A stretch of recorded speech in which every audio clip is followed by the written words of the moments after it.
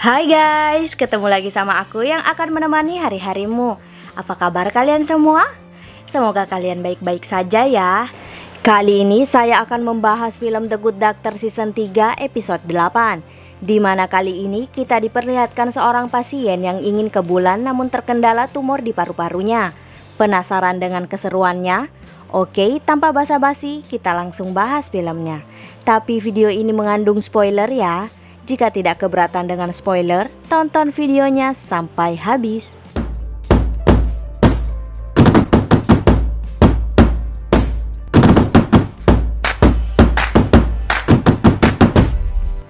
Film diawali dengan diperlihatkannya Dr. Lim yang sedang bersama dengan Dr. Melendez. Dr. Lim yang telah menenangkan diri semalaman sangat yakin jika dirinya tidak bersalah atas kematian Patty dan merasa jika Dr. Melendez sedang mencari kambing hitam atas kesalahan yang telah dilakukan Dr. Melendez. Dr. Melendez yang mendengar hal itu memutuskan jika dirinya akan berkonsultasi terlebih dahulu kepada Dr. Glassman sebelum melakukan operasi. Jadi Dr. Melendez lebih percaya berkonsultasi kepada Dr. Glassman karena Dr. Glassman tidak ada hubungan apapun dengan Dr. Melendez. Hal ini tentu dilakukan Dr. Melendez karena Dr. Melendez takut jika Dr. Lim memberikan konsultasi yang tidak objektif karena hubungan pacaran mereka berdua. Dr. Lim pun menyetujui pendapat Dr. Melendez dan Dr. Melendez pun langsung meninggalkan Dr. Lim. Lalu kita diperlihatkan Dr. Melendez menemui seorang pasien wanita yang bernama Ren.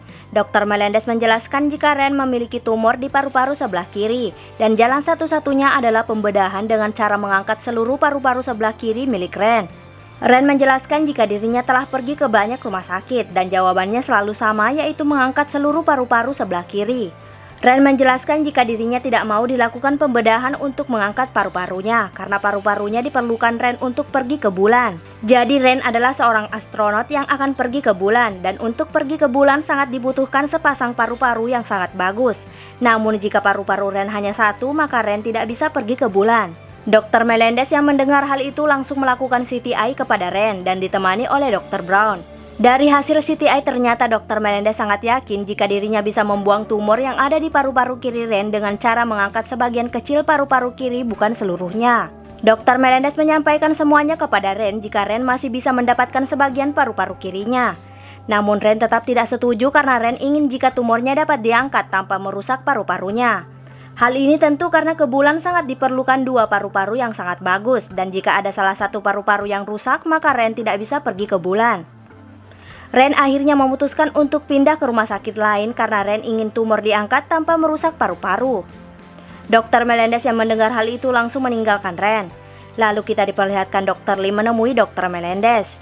Dr. Lim mengatakan jika Ren kini ada di ruangan Dr. Lim dan ingin meninggalkan rumah sakit. Dr. Lim merasa heran karena Dr. Melendez tidak menawarkan pengangkatan tumor yang dibantu menggunakan sebuah robot.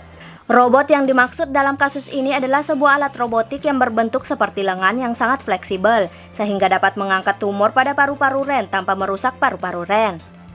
Namun Dr. Melendez tidak terlalu percaya operasi yang dibantu dengan sebuah robot, karena menurut Dr. Melendez jika robot itu gagal maka akan terjadi pendarahan, dan robot itu sendiri tidak didesain untuk memperbaiki sebuah pendarahan. Dr. Lim menyetujui hal itu, namun menurut Dr. Lim jika mereka tidak melakukan operasi sesuai dengan keinginan Ren maka Ren akan terus mencari rumah sakit lain yang mau melakukan operasi sesuai keinginan Ren. Dr. Lim merasa jika bukan mereka yang melakukan hal itu maka rumah sakit lain akan melakukannya dan Dr. Lim takut jika rumah sakit lain melakukannya akan membuat Ren pendarahan dan mati.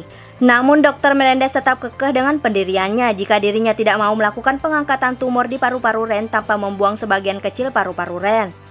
Dr. Lim yang mendengar hal itu merasa jika Dr. Melendez masih memikirkan kematian Patty sehingga Dr. Melendez kini menjadi lebih takut dalam melakukan pembedahan. Dr. Lim pun memutuskan jika dirinya sendiri akan melakukan pembedahan pada Ren untuk melakukan pengangkatan tumor itu dengan bantuan robot. Dr. Lim pun langsung meninggalkan Dr. Melendez. Ternyata Dr. Melendez menemui Ren dan menjelaskan jika operasi pengangkatan menggunakan bantuan robot sangat berbahaya. Dr. Melendez juga mengatakan jika operasi menggunakan robot memiliki resiko sebesar 60% kemungkinan Ren akan mati di meja operasi. Tentu mendengar hal itu Ren sangat kaget dan memutuskan menemui Dr. Lim untuk memastikannya. Lalu kita diperlihatkan Dr. Lim menemui Dr. Melendez. Dr. Lim menjelaskan jika dirinya telah bertemu Ren dan Ren telah mau dilakukan operasi lagi walau dengan sangat susah payah meyakinkannya karena resiko kematian 60% yang dikatakan Dr. Melendez. Dr. Lim merasa jika Dr. Melendez melebih-lebihkan resiko kematian padahal resiko kematian operasi menggunakan robot sangat kecil. Dr. Melendez membantah hal itu karena menurutnya Dr. Lim memberikan operasi yang memiliki resiko kematian kepada Ren padahal ada operasi yang menjamin kehidupan Ren.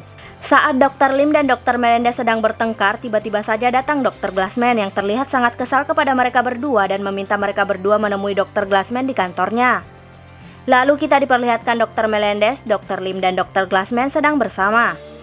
Dr. Melendez ingin Dr. Glassman melihat kasus dari Ren dan pilihan apa yang tepat untuk operasi Ren.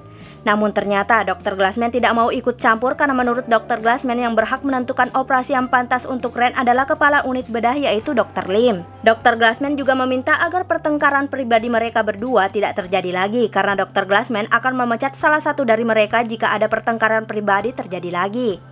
Operasi pengangkatan tumor menggunakan robot pun dilakukan dan dipimpin oleh Dr. Lim serta dibantu oleh Dr. Brown. Saat Dr. Lim ingin melakukan operasi, tiba-tiba saja Dr. Melendez datang untuk membantu. Hal ini dilakukan oleh Dr. Melendez karena dirinya sangat mencintai Dr. Lim dan Dr. Melendez tidak mau jika Dr. Lim harus menanggung semua resikonya sendiri. Namun saat operasi sedang dilakukan dan tumor akan diangkat, tiba-tiba saja Dr. Lim menyadari jika tumor menempel pada arteri. Dr. Lim yang melihat hal itu memutuskan untuk menghentikan operasi menggunakan robot karena jika tetap dilakukan maka Ren akan mengalami pendarahan dan mati. Jadi karena tidak ada pilihan lain maka Dr. Lim memutuskan untuk melakukan pembedahan seperti saran Dr. Melendez di awal yaitu mengambil sebagian paru-paru Ren. Tentu jika hal ini dilakukan oleh Dr. Lim maka Ren akan sangat marah kepada Dr. Lim karena Ren sangat berharap sekali kepada Dr. Lim. Namun ternyata Dr. Melendez memiliki ide bagus yaitu dengan cara mengganti terlebih dahulu arteri menjadi syaraf. Hal ini dilakukan oleh Dr. Melendez karena robot didesain agar tidak bisa merusak syaraf sehingga jika arteri diganti syaraf maka robot tidak akan bisa merusak syaraf. Setelah tumor diangkat maka syaraf akan diganti kembali menjadi arteri sehingga tumor dapat diangkat tanpa merusak paru-paru. Dr. Lim yang mendengar hal itu akhirnya setuju dengan ide Dr. Melendez dan mereka pun melanjutkan operasi. Operasi pun berhasil dan berjalan dengan sangat lancar. Lalu kita diperlihatkan Ren yang sadarkan diri setelah dilakukan operasi. Dr. Lim menjelaskan jika operasi pengangkatan tumor tanpa merusak paru-paru Ren berhasil dan tentu saja semua itu juga dengan bantuan Dr. Melendez. Ren yang mendengar hal itu sangat senang karena dirinya sebagai astronot dapat pergi ke bulan. Pada malam harinya Dr. Lim menemui Dr. Melendez di apartemen Dr. Melendez. Dr. Lim menjelaskan jika dirinya mungkin memang ada andil atas kematian Patty karena Dr. Lim tidak memberikan keputusan yang objektif. Dr. Lim menyadari semuanya tentu karena Dr. Lim telah mengambil keputusan yang salah untuk operasi Ren. Dr. Melendez mencoba menenangkan Dr. Lim dan mengatakan jika semua sudah sesuai dengan rencana karena kini Ren tetap hidup dan kedua paru-parunya tidak rusak. Namun ternyata Dr. Lim memutuskan untuk mengakhiri hubungan mereka berdua karena Dr. Lim ingin memberikan keputusan yang sangat objektif untuk Dr. Melendez. Hal ini tentu dilakukan Dr. Lim juga agar tidak ada lagi nyawa pasien yang hilang hanya karena hubungan percintaan mereka berdua. Dr. Lim pun langsung meninggalkan Dr. Melendez dan kini Dr. Lim dan Dr. Melendez resmi putus. Lalu kita diperlihatkan Dr. Andrews, Dr. Murphy, Dr. Brown, Dr. Resnick, dan Dr. Park sedang bersama. Dr. Andrews memutuskan jika Dr. Resnick akan memimpin operasi hari ini. Dr. Resnick yang mendengarnya tentu sangat senang dan Dr. Andrews pun langsung meninggalkan mereka. Ternyata Dr. Resnick akan memimpin operasi untuk endarterektomi karotis. Jadi endarterektomi karotis ini suatu prosedur pengangkatan plak yang terbentuk dari timbunan lemak pada pembuluh darah leher. Endarterektomi karotis ini dilakukan untuk mengurangi resiko stroke. Dr. Park, Dr. Murphy, dan Dr. Brown sangat kaget mengetahui jika Dr. Resnick akan memimpin operasi endarterektomi karotis karena operasi itu lumayan sulit. Jadi endarterektomi karotis ini biasanya dilakukan oleh dokter yang telah bekerja selama 5 tahun sedangkan mereka semua baru bekerja 3 tahun. Dr. Park, Dr. Murphy, dan Dr. Brown tentu sangat iri karena mereka semua hanya melakukan operasi pengangkatan usus buntu dan pengangkatan kantung empedu yang sangat gampang dilakukan. Dr. Resnick dengan sangat bangga langsung meninggalkan mereka semua. Dr. Resnick pun melakukan latihan untuk memimpin operasi endarterektomi karotis. Namun saat melakukan latihan, Dr. Resnick selalu gagal untuk melakukan operasi tersebut. Dr. Resnick yang mengetahui jika dirinya tidak akan bisa memimpin operasi endarterektomi karotis memutuskan untuk menemui Dr. Andrews. Dr. Resnick merasa jika Dr. Andrews tidak suka kepada Dr. Resnick dan sedang berusaha untuk membuat Dr. Resnick gagal dengan cara memberikan operasi yang lumayan sulit. Dr. Andrews membantah hal itu dan mengatakan jika dirinya sengaja memberikan kasus operasi yang lumayan sulit agar Dr. Resnick lebih cepat berkembang. Dr. Andrews berpendapat jika Dr. Resnick sangat berbakat menjadi pemimpin karena Dr. Resnick memiliki kesombongan layaknya pemimpin. Tentu Dr. Resnick yang mendengar hal itu sangat senang dan ingin melanjutkan untuk memimpin operasi endarterektomi karotis. Lalu kita diperlihatkan Dr. Resnick menemui Dr. Glassman. Dr. Resnick memberitahu Dr. Glassman jika dirinya sebenarnya menderita rheumatoid arthritis pada pergelangan tangannya. Rheumatoid arthritis adalah peradangan sendi akibat sistem kekebalan tubuh yang menyerang jaringannya sendiri. Ternyata yang membuat Dr. Resnick selalu gagal dalam latihan memimpin operasi karena Dr. Resnick merasakan sakit pada pergelangan tangannya. Dr. Resnick menemui Dr. Glassman bermaksud meminta Dr. Glassman menyuntikkan cortisone pada pergelangan tangan Dr. Resnick. Jadi cortisone ini berguna untuk memperbaiki rheumatoid arthritis namun untuk sementara waktu. Tentu Dr. Resnick ingin disuntik cortisone agar dirinya bisa memimpin operasi dan membuat Dr. Andrews dan Dr. Lim bangga dengan dirinya. Dr. Glassman menolak hal itu karena Dr. Glassman takut jika penyakit Dr. Resnick akan membuat operasi menjadi gagal. Tidak hanya itu, jika Dr. Resnick gagal maka pasien akan mengalami kerusakan otak bahkan bisa jadi pasien mati. Dr. Resnick terus meyakinkan Dr. Glassman jika dirinya bisa memimpin operasi itu jika rasa sakit pada pergelangan tangannya tidak ada. Dr. Glassman yang melihat kesungguhan Dr. Resnick akhirnya menyetujuinya untuk menyuntikkan cortisone pada Dr. Resnick. Lalu kita diperlihatkan Dr. Resnick akan memimpin operasi yang ditemani oleh Dr. Andrews. Dr. Resnick memimpin operasi itu dengan sangat baik dan tentu saja hal itu membuat Dr. Resnick sangat senang. Lalu kita diperlihatkan Dr. Glassman menemui Dr. Resnick yang telah selesai memimpin operasi dan ingin pulang. Dr. Glassman langsung memeriksa tangan dari Dr. Resnick karena ditakutkan ada efek samping dari obat cortisone. Setelah Dr. Glassman memeriksa tangan Dr. Resnick, Dr. Glassman langsung meninggalkan Dr. Resnick. Lalu kita diperlihatkan Dr. Andrews, Dr. Park, dan Dr. Murphy sedang menangani seorang pasien wanita yang bernama Elion. Elion adalah seorang ilmuwan yang telah mengeluarkan suatu riset yang sangat terkenal tentang pengobatan leukemia. Tidak hanya itu, saking bagusnya riset dari Elion ini sehingga sering digunakan oleh para dokter seluruh dunia untuk mengobati leukemia termasuk Dr. Park dan Dr. Murphy. Elion kini menderita nyeri pada dadanya dan saat dilakukan pemeriksaan, Elion tiba-tiba saja mengalami serangan jantung sehingga para dokter harus melakukan pembedahan. Saat dilakukan pembedahan, ternyata jantung Elion tidak bisa diperbaiki dan jalan satu-satunya adalah mendapatkan donor jantung. Para dokter memutuskan untuk memasang pompa balon intra-aorta untuk menjaga agar jantung dari Elion masih bisa berfungsi setidaknya sampai mendapatkan donor jantung. Lalu kita diperlihatkan Elion yang sadarkan diri setelah dilakukan pembedahan untuk memasang pompa balon intra-aorta. Para dokter menjelaskan jika mereka sedang berusaha untuk mendapatkan donor jantung walau tentu mendapatkan donor jantung sangat sulit. Dr. Park menyarankan agar Elion menghubungi keluarganya untuk menemani Elion. Namun ternyata kini Elion hidup sendiri dan tentu saja hal ini karena Elion terlalu sibuk dengan risetnya sehingga melupakan keluarganya. Dr. Park dan Dr. Murphy yang mendengar hal itu langsung meninggalkan Elion. Esoknya Dr. Park dan Dr. Murphy kembali melakukan pemeriksaan pada jantung Elion dan terlihat jantung Elion semakin memburuk. Para dokter menyimpulkan jika umur dari Elion tinggal 1 hari dan Elion tidak akan bisa diselamatkan karena para dokter tidak mendapatkan donor jantung. Lalu kita diperlihatkan Elion yang telah sadarkan diri dan para dokter menjelaskan semuanya keadaan Elion termasuk jika Elion hanya memiliki umur 1 hari. Tentu Elion sangat sedih mendengarnya.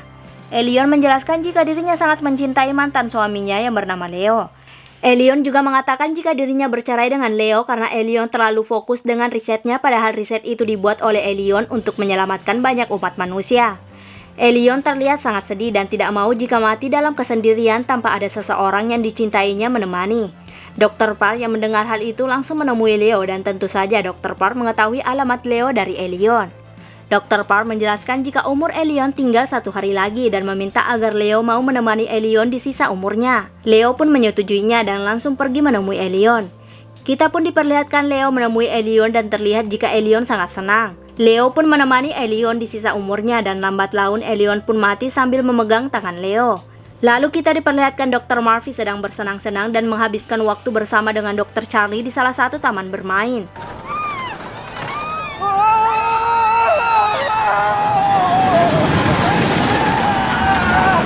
Setelah bersenang-senang di salah satu taman bermain, mereka berdua pergi ke rumah Dr. Charlie untuk melakukan hubungan seksual. Di sini kita diberitahu jika Dr. Charlie telah mendesain kamarnya sesuai dengan yang diinginkan oleh Dr. Murphy agar Dr. Murphy mau berhubungan seksual dengan Dr. Charlie. Namun saat Dr. Charlie sudah siap melakukan hubungan seksual, tiba-tiba saja Dr. Murphy berubah pikiran dan memutuskan untuk meninggalkan Dr. Charlie. Esoknya Dr. Murphy menemui Dr. Charlie untuk meminta maaf atas kejadian semalam. Dr. Murphy menjelaskan jika dirinya sangat ingin berhubungan seksual dengan Dr. Charlie dan sering membayangkan hal itu. Namun Dr. Murphy selalu merasa takut dan merasa tidak nyaman saat mereka berdua ingin melakukan hubungan seksual. Dr. Charlie yang mendengar hal itu meminta Dr. Murphy untuk datang ke rumah Dr. Charlie malam nanti dan mencobanya kembali. Dr. Murphy langsung menyetujuinya. Lalu kita diperlihatkan Dr. Murphy mencoba untuk tenang dan tidur bersama dengan Dr. Charlie sebelum melakukan hubungan seksual. Namun belum sampai 1 menit, Dr. Murphy sudah tidak kuat dan langsung meninggalkan Dr. Charlie.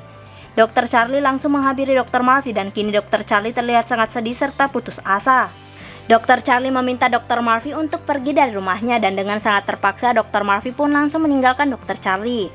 Esoknya Dr. Murphy kembali ke rumah Dr. Charlie dan meminta maaf kepada Dr. Charlie atas sikapnya yang kemarin. Di akhir film kita diperlihatkan Dr. Murphy sudah bisa tenang tidur di sebelah Dr. Charlie dan dapat disimpulkan jika Dr. Murphy sudah siap untuk berhubungan seksual. Dan film pun berakhir. Jika suka dengan channel ini mohon di subscribe, like, komen, dan share. Jika ada film yang ingin dibuatkan alurnya, komen aja. See you!